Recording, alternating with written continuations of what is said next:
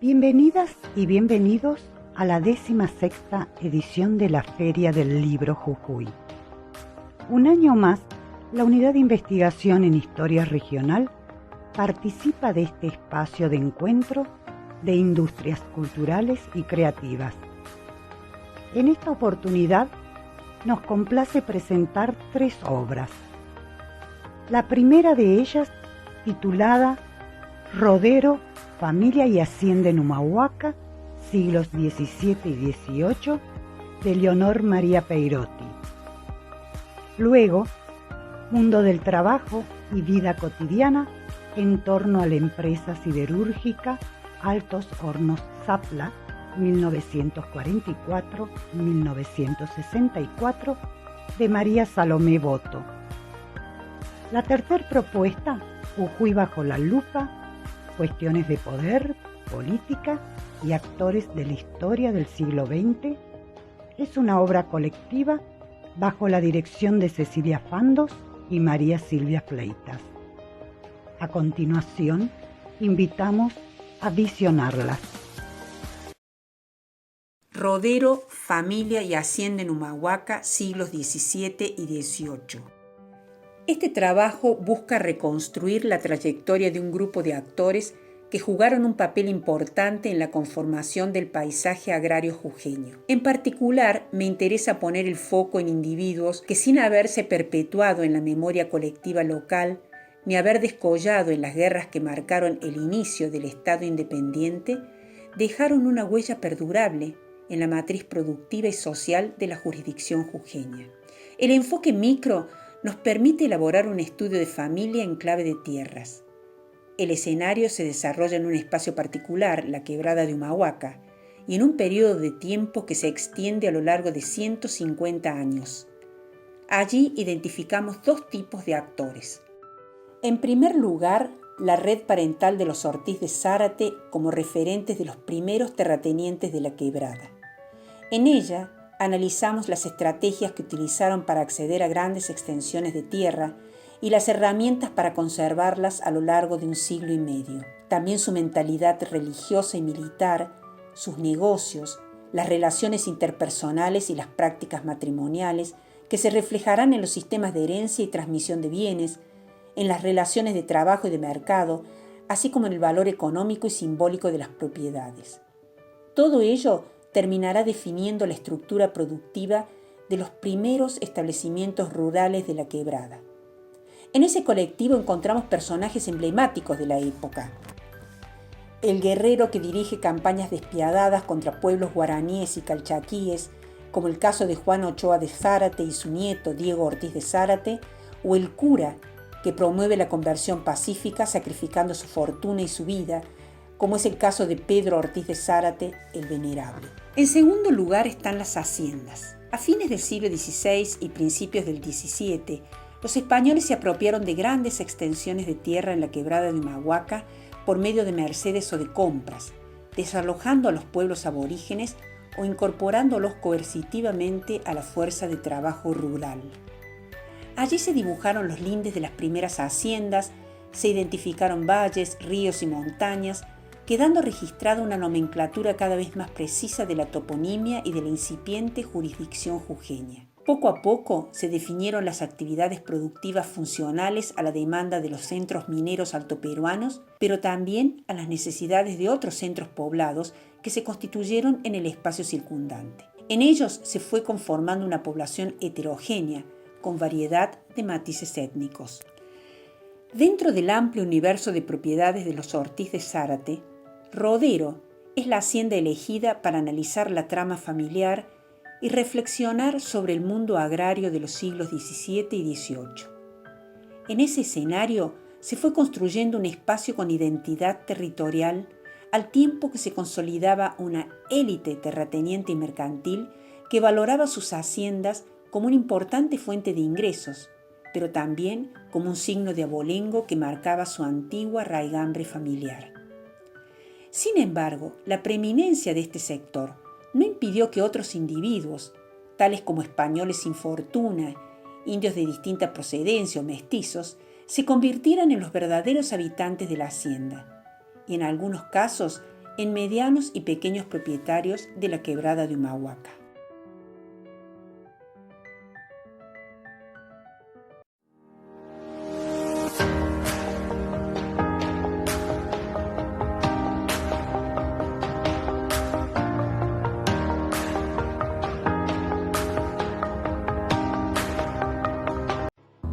Este libro es el resultado de un trabajo de investigación que me permitió obtener el primer título de doctora otorgado por el programa de doctorado en Ciencias Sociales de la Facultad de Humanidades y Ciencias Sociales de la Universidad Nacional de Jujuy en el año 2015. Esta tesis doctoral fue editada en formato libro para su difusión a quienes tienen interés por la historia de Altos Hornos Zapla. Por lo tanto, es un libro que está dirigido a todo tipo de lector. Un lector académico que investiga sobre los problemas y temas de Jujuy y la región encontrará en este trabajo la punta de un ovillo para desenredar y generar nuevas líneas de investigación sobre muchos y variados problemas relacionados con el mundo del trabajo, la producción, la cultura, la economía y la sociedad de Palpalá, Jujuy y la región. Una persona interesada en el pasado local y regional puede asomarse por el mundo de Altos Hornos Zapla a través de las páginas y las imágenes históricas que ilustran este libro. ¿Qué jujeño no tiene vínculos con alguien que haya sido ex trabajador de Altos Hornos Zapla? Miles de personas de diferentes lugares de la provincia y fuera de ella se afincaron en Palpalá para trabajar en la empresa y en las diferentes actividades económicas y culturales que se desarrollaron en aquellas décadas. Las generaciones más jóvenes oyeron hablar de esta fábrica y de sus centros productivos mineros a través de sus abuelos, sus padres o familiares. Y muchos se preguntan sobre algunos restos industriales y mineros que quedan todavía en pie, ya sea en Mina 9 de Octubre, el paradisíaco lugar en la serranía del Zapla, con su boca mina cerrada, y los espacios abandonados donde se realizaban actividades productivas relacionadas a la minería tiempo atrás. Y en Palpalá, donde primero resaltan los restos de arqueología industrial con la imponente torre de refrigeración y uno de los altos hornos para fundir arrabio que quedan como vestigios de otra época. En los 4 centros productivos se mantienen las instalaciones culturales y sociales que todavía están en uso, algunos como los cines, las piletas, el estadio de fútbol, las instituciones educativas creadas por la empresa como la Escuela Nacional Técnica número 1 General Sabio y las escuelas primarias, como así también los barrios con viviendas construidas para albergar a los ex trabajadores y a sus familiares en las décadas de 1950 y 1960 en Palpalá, Centro Forestal, Centro Mina 9 de Octubre y Centro Puesto Viejo. Así, la empresa que antaño fuera estatal militar, hoy privatizada con el nombre de Acero Zapla, Sociedad Anónima, desde 1992, genera muchas preguntas sobre la trayectoria histórica de lo que alguna vez fuera la primera y la única industria siderúrgica integrada del país. En este libro analizamos los orígenes y los primeros 20 años de historia de la empresa, desde su instalación en Palpalá hasta su transformación en planta siderúrgica integrada. La obra está dividida en 3 partes. La primera parte nos cuenta sobre el Altos Hornos Zapla en el contexto del Plan Siderúrgico Nacional, cómo se fue transformando de planta piloto a integración siderúrgica entre los años 1941-1964. La segunda parte se titula La etapa fundacional, las estrategias de la empresa en la gestión de la mano de obra entre 1944 y 1956. Y por último, la tercera parte del libro se llama La maduración de la empresa y de la comunidad de fábrica entre 1956 y 1964. Casi al promediar el siglo XX, en Jujuy comenzó un proceso de industrialización modernizante y transformador motorizado por la Unidad Minero-Siderúrgica Altos Hornos Zapla, una de las tantas empresas que la Dirección General de Fabricaciones Militares había establecido en el país. A partir de la radicación de Altos Hornos Zapla en Palpalá, la afluencia de trabajadores, obreros, técnicos, profesionales y militares fue generando cambios sociales y culturales mientras se extraían hierro y se fundía rabio 100% nacional. En la primera parte de nuestro trabajo, ubicamos a Altos Hornos Zapla en el contexto de la historia de la siderurgia nacional. Reseñamos los orígenes de la siderurgia argentina con la iniciativa de la movilización industrial del grupo militar que lideró el general Nicolás Savio. Este video histórico nos muestra el momento de la inauguración del Alto Horno número 2 con la presencia de autoridades nacionales y provinciales en el centro siderúrgico. En la segunda parte analizamos las condiciones de trabajo y de vida en la etapa fundacional, el largo periodo de la dirección del capitán Martigena, quien tuvo la misión de fijar estrictas pautas de comportamiento laboral y social que sintetizó en la idea de la moral siderúrgica. Este militar carismático sumaba muchos roles, de manera tal que la identificación de los trabajadores con su persona era intensa, ya que su comportamiento se presentaba como el padre de una familia, como un hombre del ejército y a la vez actuaba como el patrón de una empresa nacional y el administrador de los bienes del Estado. En este periodo observamos el esfuerzo y el grado de intervencionismo de la empresa a través de su director, en definitiva, de la Dirección General de Fabricaciones Militares, como institución del Estado en la regulación de múltiples aspectos, algunos propios de la vida cotidiana que reflejaban la intención asistencialista, regulatoria y disciplinadora de una gestión paternalista de la mano de obra. También tenemos en cuenta las percepciones que los trabajadores, tanto de la mina como de la fábrica, tenían sobre esta época inicial en la empresa, cuando se vivieron las primeras experiencias en los procesos de trabajo. Así podemos conocer las pautas del trabajo industrial que Altos Hornos Zapla inauguraba en Jujuy y los avatares que rodearon los primeros años en los que se fue configurando un espacio productivo, social y cultural recordado por algunos de sus protagonistas. La tercera parte de nuestro trabajo da cuenta de transformaciones organizacionales en Altos Hornos Zapla, a través de la aplicación de medidas de racionalización en la gestión de la mano de obra. La empresa fue tan omnipresente que tuvo las características de fábrica fortaleza, sobre todo en algunos espacios más reducidos dedicados a la extracción y explotación de los insumos del carbón y del hierro. En el emblemático año de 1964, el perfil identitario de Altos Hornos Zapla y de su comunidad de fábrica estaba nítidamente configurado. Sus trabajadores compartían una fuerte identificación afectiva y emocional con la fábrica, en especial con sus altos hornos, las minas y todos los espacios de trabajo en los que se desplegaban tareas productivas.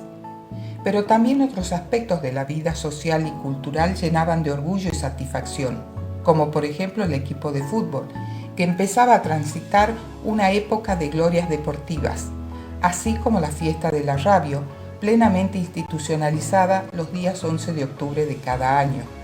Eran espacios de reconocimiento a los trabajadores y empleados de Altos Hornos Zapla, quienes percibían que podían compartir con sus pares y superiores momentos de confraternidad social en los que las jerarquías sociales parecían desdibujarse.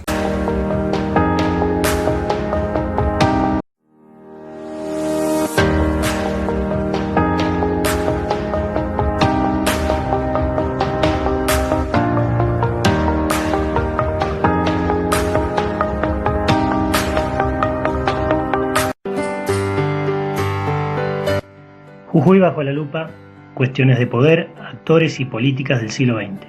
Es una obra colectiva, dirigida por Cecilia Fandos y María Silvia Fleitas, que proyecta sumar miradas a una historia que problematiza los procesos sociales a partir de la reducción de la escala de observación.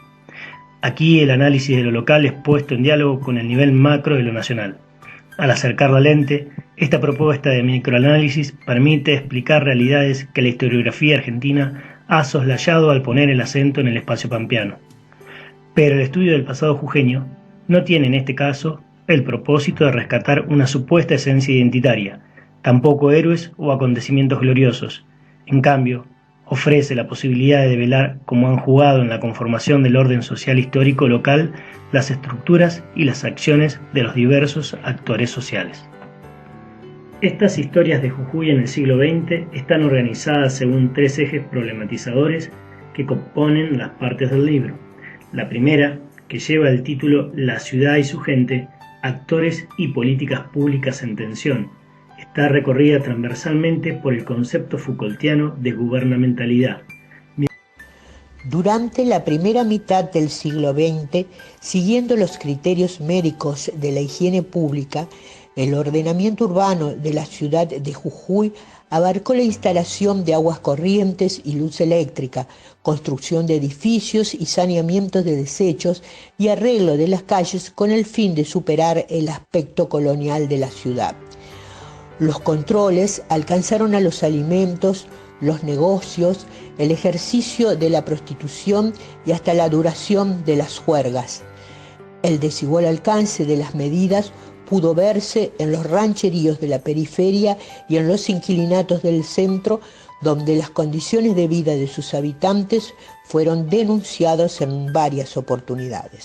El capítulo analiza el consumo alimentario popular del espacio citadino jujeño desde los primeros años del siglo XX. El estudio presenta las formas del abasto de alimentos y los marcos de regulación comercial de la comuna capitalina. Ya hacia los años 30, damos cuenta de las políticas públicas orientadas a controlar la suba de precios de los artículos considerados básicos. En los años del proyecto político peronista, se analizan las instituciones y la intervención estatal a través de las cuales se buscó proteger a los consumidores de menores recursos, poniendo en consideración salarios y precios a fin de establecer la evolución del salario real de los trabajadores y estimar las dimensiones locales de lo que se ha llamado la democratización del bienestar. Por Revolución Libertadora, nos referimos al gobierno que se constituyó con el golpe de Estado que depuso al peronismo en 1955. Lo que nos interesa es lo que definimos como desperonización, es decir, la implementación de una serie de medidas ejecutadas por la Revolución Libertadora orientadas a suprimir las políticas construidas por el peronismo. En este artículo nos enfocamos en particular en la desperonización en San Salvador de Jujuy, pensándola como una operación específica, distinta a la intervención en otras áreas, como la educación y el campo laboral. Esta forma de desperonización apuntaba ante todo a erradicar al peronismo, fundamentalmente como forma de pensar, representar y usar el espacio de la ciudad. Por ejemplo, esta política se expresó cambiando los nombres de las calles, Presidente Perón, 17 de octubre y Pasaje Justicialista por otros. La segunda parte de la obra se titula Sociedad y Política en Democracia. Las problemáticas que se abordan aquí se ponen en diálogo con distintos marcos interpretativos, por ejemplo, dominación y hegemonía, subalternidad, procesos de subjetivación política, tecnologías de gobierno y saberes expertos. las poblaciones campesinas de Quebrada y Puna jujeñas se integraron al proceso de cambio político que inició la reforma electoral de 1912 en Argentina. Las características de la apertura democrática permitieron que sectores arrenderos optaran por la propuesta política que los reconocía y convocaba, el irigoyenismo liderado por Tanco. Esta afiliación política no estuvo desvinculada de su larga trayectoria de protesta social contra la opresión servil y por la aspiración de que la tierra les sea restituida como dueños legítimos. El presente capítulo analiza el problema de la tierra en las regiones de Puna y Quebrada durante el primer peronismo en la provincia de Jujuy. En primer lugar, analiza los conflictos en torno al problema del latifundio desde la perspectiva y demanda de los arrenderos. En segundo lugar, analiza las soluciones propuestas por la dirigencia peronista con respecto a este problema. Por último, y poniendo en balance estos procesos, analiza en qué medida las expropiaciones de 1949 representaron una solución al problema de la tierra. Nuestro capítulo analiza las transformaciones en el campo educativo llevadas a cabo por el primer gobierno peronista en la provincia de Jujuy. Nos centramos particularmente en la reorganización y reforma del sistema educativo logradas a partir de la sanción de la Ley de Educación Común y Especial a fines de 1946. En esta tarea destacamos el rol de quien se constituiría en el máximo responsable de la esfera educativa del distrito, Yucri José. Así, a partir de este trabajo, pretendemos destacar ciertos rasgos particulares de la política educativa en esta provincia, más allá del perfil orientado al adoctrinamiento que, según ciertos estudios, caracterizó a los primeros años de la década de 1950 en el país. El último apartado del libro se llama Políticas Públicas y Contrapuntos sobre el Desarrollo Económico y contiene 3 capítulos, donde la cuestión regional es el tema problema social que emerge como mar de fondo. Nuestro capítulo aborda y se centra en una serie de problemáticas que atraviesan las políticas públicas de la provincia de Jujuy en las primeras décadas del siglo XX. Ponemos especial atención en la política de irrigación, implementada a partir de la sanción de leyes nacionales de la última década del siglo XIX, así como en las articulaciones y discusiones surgidas a propósito de la puesta en marcha de las obras respectivas en esos primeros años. Ese intervalo de tiempo estuvo atravesado por la redefinición de los sistemas tributarios nacionales, al mismo tiempo los niveles de imposición y recaudación, así como las consecuencias que se desarrollaron alrededor de las políticas de irrigación y de desarrollo tecnológico para una mayor inserción productiva de la provincia en el concierto agropecuario nacional. En nuestro capítulo damos cuenta de la dinámica de la Dirección Provincial de Vialidad durante la gestión gubernativa de Alberto José Iturbe, en particular entre los años 1947 y 1950, periodo que en consonancia con la política nacional del peronismo pondrá en marcha un plan general de obras públicas respaldado por una sólida legislación de creación y reestructuración de organismos administrativos. En esta dirección nos hemos enfocado por un lado en reconstruir la organización y funcionamiento de la repartición, las dificultades que debió afrontar y resolver, y por otro lado, revelar el plan de acción ejecutado para la construcción, conservación y reparación de la red caminera. En nuestro capítulo trabajamos con fuentes estadísticas con la intención de vislumbrar el desempeño económico y el impacto social de la etapa de la última dictadura militar en Jujuy.